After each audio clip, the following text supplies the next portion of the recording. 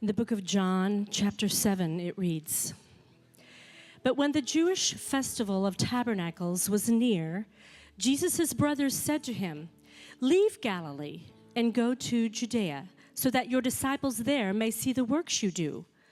No one wants to become a public figure and do their acts in secret.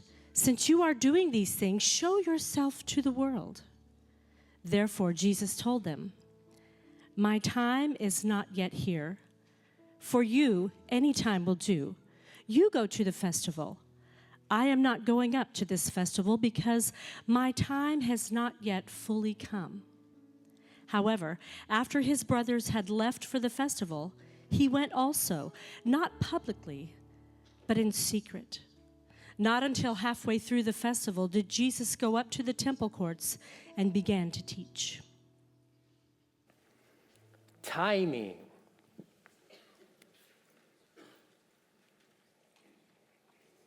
Is everything. Last week, our family passed a milestone. Our oldest, Isaac, 11 years old, officially is now a middle schooler.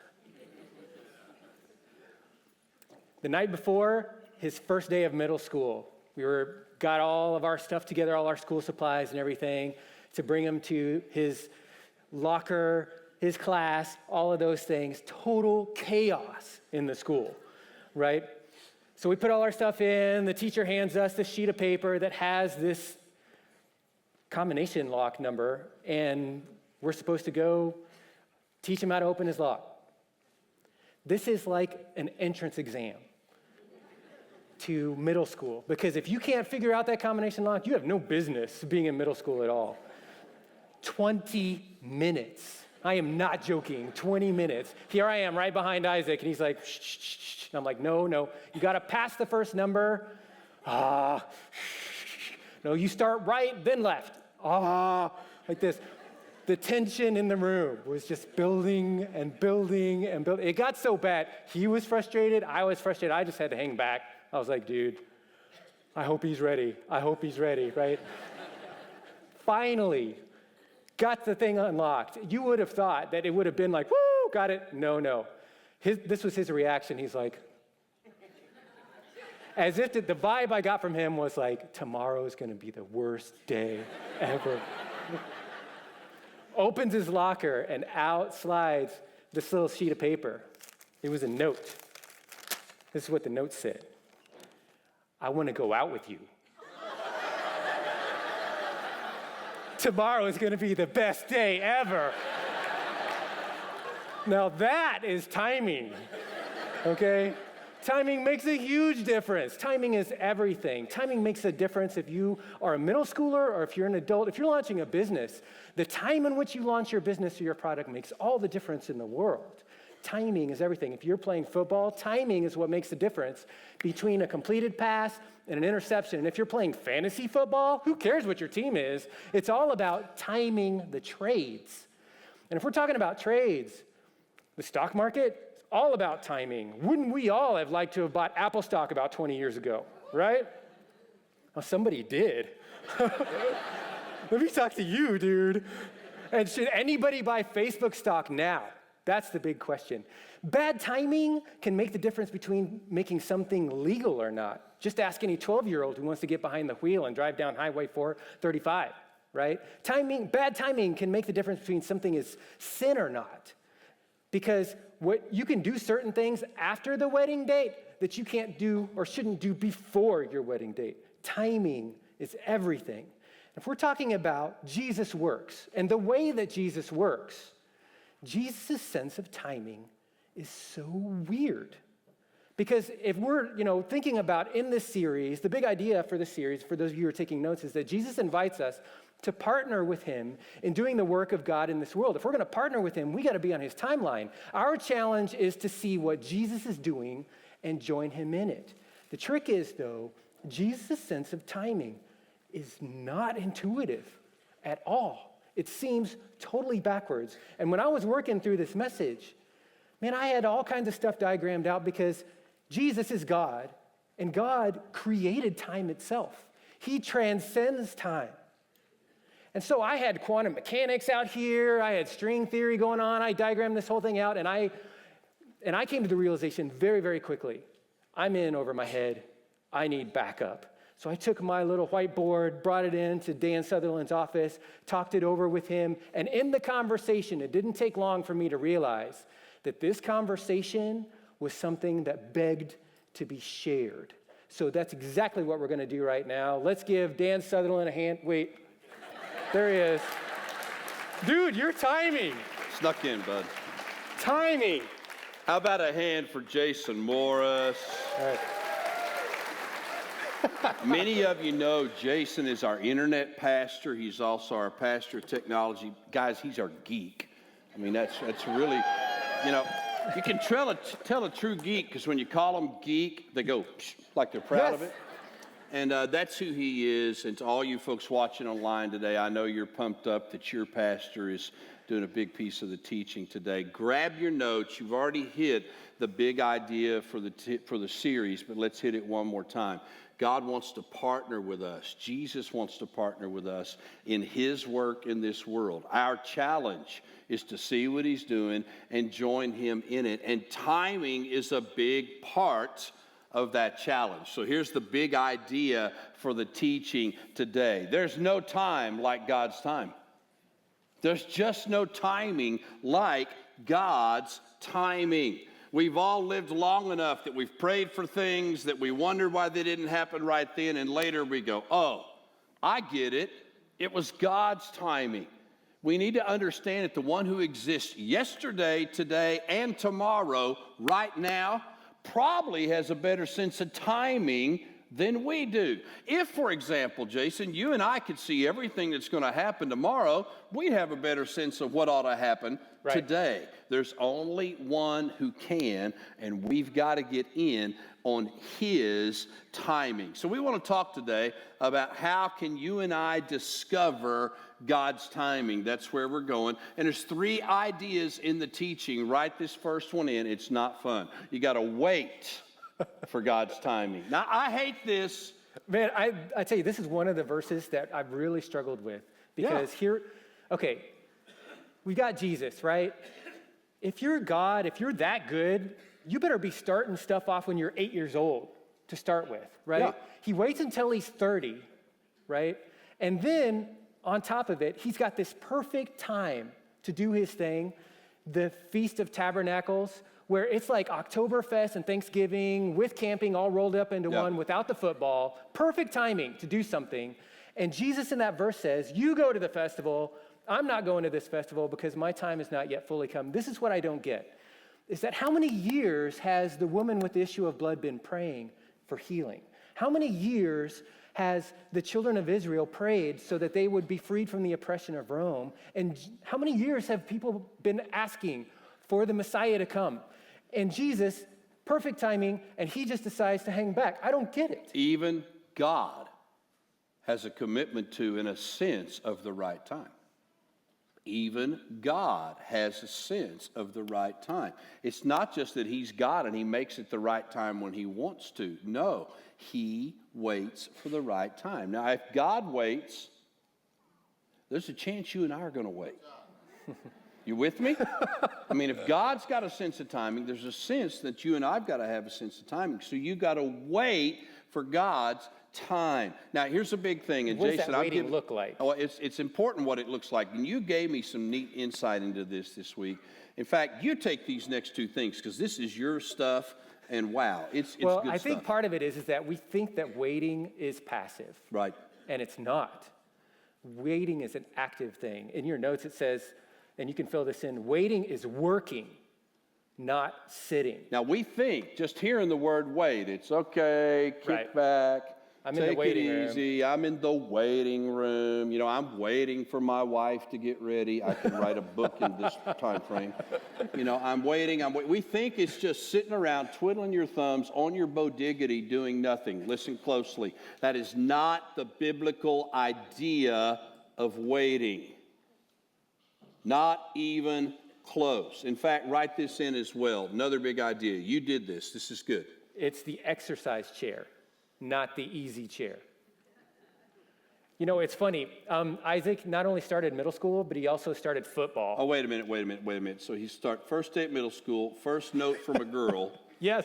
and first day of football. I'm sticking on him like attitude on a 16-year-old. Yeah, I bet you are, man.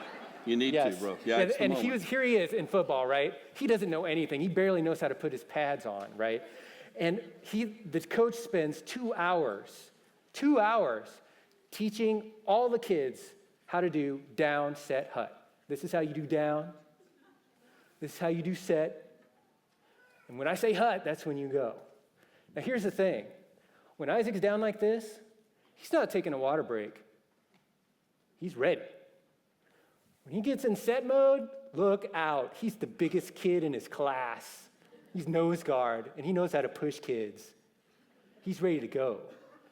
He's waiting, but he's ready and working to spring into action. It's an important idea, guys. While we're waiting, we're seeking God. While we're waiting, we're preparing. While we're waiting. Now, apply that to anything you want. God's told you to start a new business, and you're waiting for the right time. Do you kick back, take it easy, do nothing until it's the right time? No, you prepare, you study, you get sharp, you learn, you do everything. You're doing the ready, set, hut deal.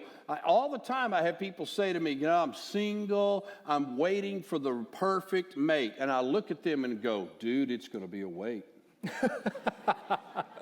I mean, seriously, don't sit around and wait. You need to be working. What do? Become the kind of person you would like to gain. Become the type character that you would like to see. You know, we're waiting for our kids to grow up. I get that. You know how you can make it happen quicker? You be the person they should become. Waiting is active. Waiting is active. Waiting is active. Charles Wesley, great theologian, had it right. John Wesley, his brother, they said together, you pray like it all depends on God, but you work like it all depends on you. While you're waiting, you are working. Turn to your neighbor and say, get off your bodiggity. Tell them. Bodiggity. That's another word that we'll fill in later. Let's hit the next one, Dan, because this is another good one too. Yeah, this is an important thing. You wait for God's time, but secondly, you got to keep it to yourself until it's God's time. See, that's what blows my mind. It's hard. Because you have Jesus here in verse 10, he says, however, after his brothers had already left for the festival, he went also, not publicly, but in secret. Now, most of us do few things in secret. For example, men, we go to our wives and say, honey, I have treated you horribly. I'm going to change. Don't do that. Don't announce it. Just change. You change, they'll figure it out. Or you go to your kids and say, I haven't been spending enough time with you. I'm going to start spending more. No. Don't announce where you're going, what you're going to do. Just quietly start and do it. I was so tempted about this a year ago, and I have not shared this for a year, and even today, there's a little bit of fearing, trembling in me and sharing this, which I don't experience often, speaking. I really don't. Because I'm not there yet, but I'm working on it. A year ago, the pastoral team did an intervention with me. They set me down and said, dude, you're going to die. We all are, dude. Yeah, but yours is going to be fast. It's good timing, bro. But I have to say, we like having you around. Well, thank you very much. Well, it was not a unanimous vote, but you're overweight, you're out of shape, you're not healthy. The last thing this church needs is to go through their lead teaching pastor dying. Yeah. You've talked about it a long time. It's time to go. Your schedule's out of control. Your life's out of control.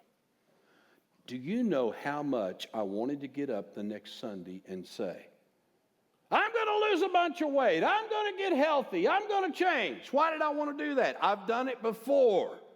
Why did I not do that? I've done it before. But a year later, I'm 80 pounds down. I still got 40 to go. Go God. I'm getting healthy. I'm eating right. I'm feeling phenomenal. My schedule's back in control. My life's back in control. A couple of these pastors are wanting to change the intervention, I think. Because the jazz has come back, the life, the heart. It's been amazing. You don't announce what you're going to do. That's arrogant. You just quietly go about what God's led you to. There'll be a time to shout it. It's not on the front end. Does that make sense? It's not now. Start quietly. I mean, you're waiting for God, and then you keep it to yourself until it's God's time. Now, this is a tough deal because it really is hard to know when it's God's time. Yeah, You know, that's the deal. How do you discern? How do you know when to let people know? It's the big deal. So write this in your notes. We really want to spend a little time with this. Jason's going to help me with it. I think God's will includes 4 different things. How do you know what's God's will? 4 different things. The first one. Doing the right thing. You can't tell me that leaving your wife and kids and going off with your secretary is something that God wants you to do. Nope. It's not the right thing. There are obvious indications in Scripture. There's actually probably more indications in Scripture about what we should and should not do that could keep us busy for a long time before we even get to the rest of it. Is it the right thing to do? Yeah, you start there. God's will always starts with the right thing. Secondly, you got to do it in the right way. How many of you have been married at some point in life? Hands? Yeah. Is it possible in your marriage to do the right thing, but to do it the wrong way? I want to write a book called Right Thing, Wrong Way. And I can write that book, you know? I mean, men, we do this all the time. We finally do a household chore. You know, it's like, honey, I vacuumed the entire living room. And she's going, you arrogant. You know, just do it. You got to watch the motive thing. Some of us go after God for the wrong motive. Some of us go after God to impress others. Jesus said that to the Pharisees. Oh, you're doing the right thing. You got all the right stuff. You just got the wrong way of doing it. Thirdly, Jason, and this goes closely with it, right thing, right way. Right motive. A lot of it depends. Man, you could be doing the exact same thing on the outside, and it really can become either sin or not, depending upon your motive. Totally. And catch the last one, at the right time. At the right time, guys.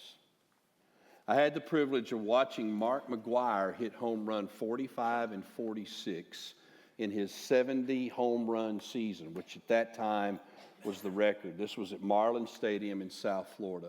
And the unusual thing about those 2 home runs is he hit them both to dead center field. Now, if you know anything about McGwire, he was a pull hitter his entire career. He never hit to center. He could hit the left line, he could hit the right line at will, but he never hit to center. And after the game, it's ESPN's baseball game of the week, and they're all there and making a big deal, and they're interviewing him. And Mark, phenomenal power to hit 2 balls to dead center, because center field is a very, very dead space in Marlin Stadium. It doesn't happen often. Wow, you had a powerful display tonight. And he said, actually, I hit the longest, most powerful ball of my career tonight. And the guy thought for a minute, the ESPN guy said, well, those were good, but I don't know that I'd gone that far. He said, no, it was the foul ball I hit in the 2nd inning.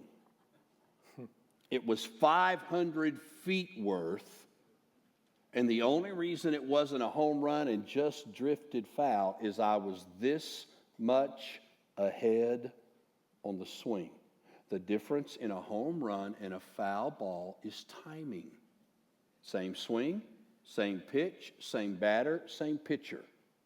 It's timing. So God's will's got all these parts, the right thing, the right way, the right motive at the right time. You got to wait, and then sometimes you got to keep it to yourself. That's great, but how do you know? Again, we're back to the same central question. How does one know when it's the right time, because we don't have God's perspective. Well, I want to go back to your example from earlier, Jason. You talked about your boy, first Right. day of football, Right. having to learn, to get ready, and having to learn to get set down on the ground and then go. If you have done the preparation on getting ready and getting set, you're living to hear that go. You're living to hear that hut. Olympics, you remember we watched all the sprints, and on your mark, they're getting ready, and then get set, and they come up, and then the gun goes off. When you've done the prep of waiting, the getting ready part, of set, keep it to yourself till it's God's time, you're going to hear God's voice when he says go. You're not going to miss it. So here's the point, point number 3. Act when God says go. Don't be offsides. Don't jump the gun. Don't be penalized, but act when he says go. And if you wait after hut, Oh, dude, you sitting on your get knocked on your bodiggity backwards if you wait after hut. Because Right. you know what? The opposition is going to go. That's right. Yeah, we got to respond. Now, I love this next phrase. You said this so well. Go for it. When it's God time, it's go time. I love this verse, but it is kind of weird for me, and help me navigate this. In verse 14, it says, "Not until halfway through the festival did Jesus go up to the temple courts and begin to teach." What? Halfway? I don't get it. It's God's time. I mean, circle halfway, guys. I want to give you an insight. If you'll think about it, you'll know this is true. Most of the time in life, in a crisis or an opportunity, God waits till halfway through or even later to show up. Think about it.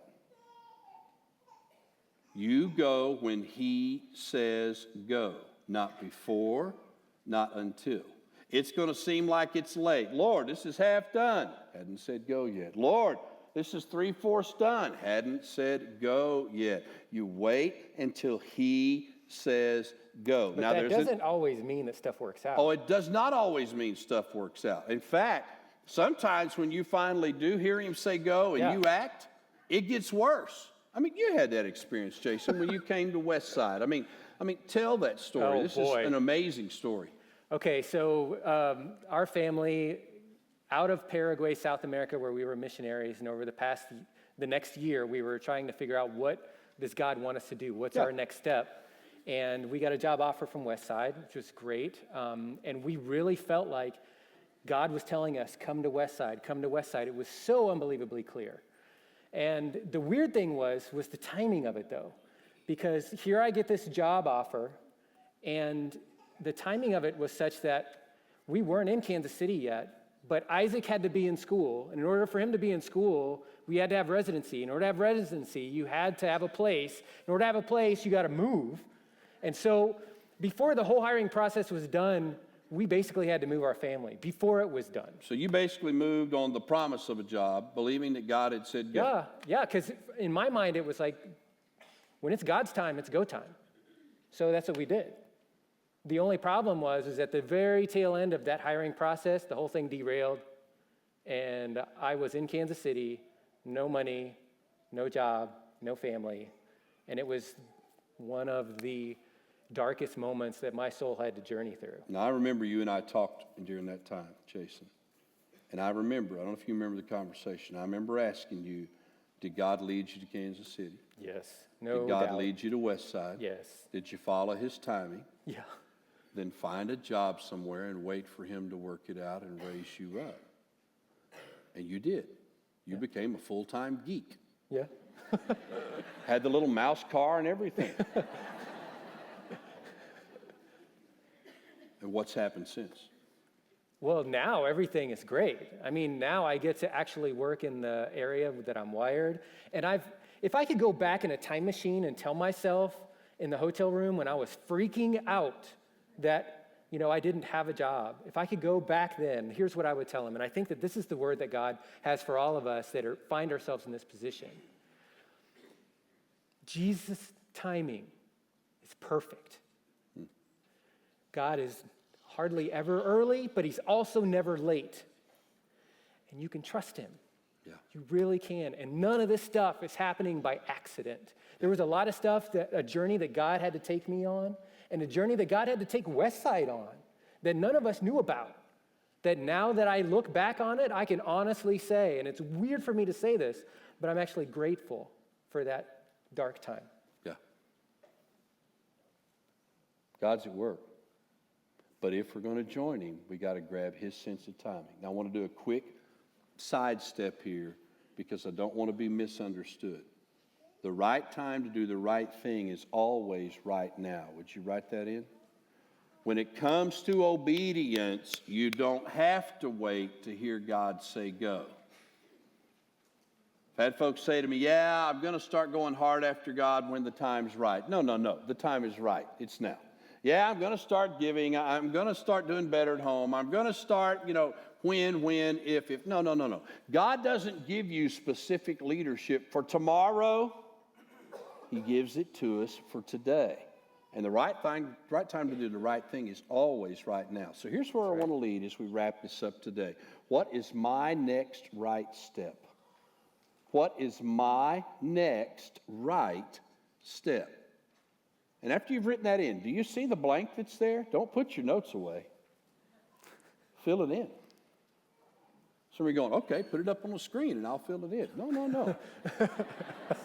You fill it in. What's God put in your heart? Some of you, when you saw the piece earlier on baptism and the fact that at our big one outside service 2 weeks from now, on September 9th, we're going to be baptizing, and you thought, I've never done that, I ought to do that. Put it in. Right time to do the right thing is right now. Some of you have been saying, well, we ought to get in a group together, a 40 days group. Well, they're coming up, guys. They're now. Go sign up. Right time, right thing, right now. Some of you have been saying, I want to start this or I want to do that. God works one step at a time. This guy is doing what God has designed him to do today because 5 years ago, he moved to town even when he didn't end up having a job and did what God told him to do. What's my next right step? God's in charge. He knows all about time. One other thing, and we are done today. I know most Westsiders would love to see their neighbors come to Christ. Mm-hmm. I mean, we pray for our neighbors. We try to live the life in front of them. Many of them, we've invited them to church. We've invited them to check out the claims of Christ. We want to help with that and at the same time give you an easy way to tell people about what's going on at your church. This is one of the classiest door hangers I've ever seen. On the back side, it's got the details for September 9th, our Family Fun Fest, our one service outside, followed by free rides for the kids, tons of great stuff.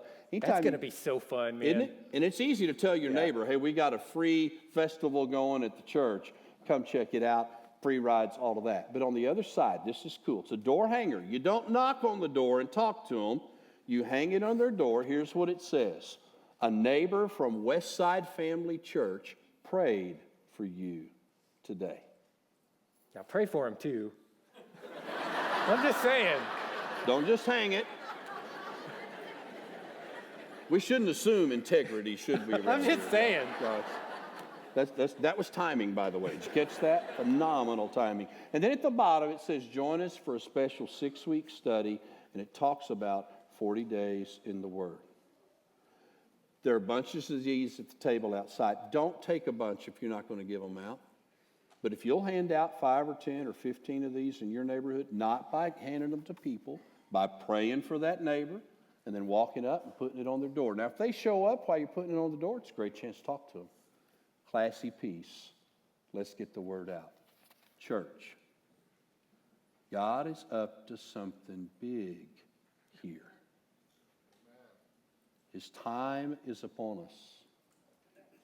Take your next right step. Let's get in on the work He's doing. See you next week.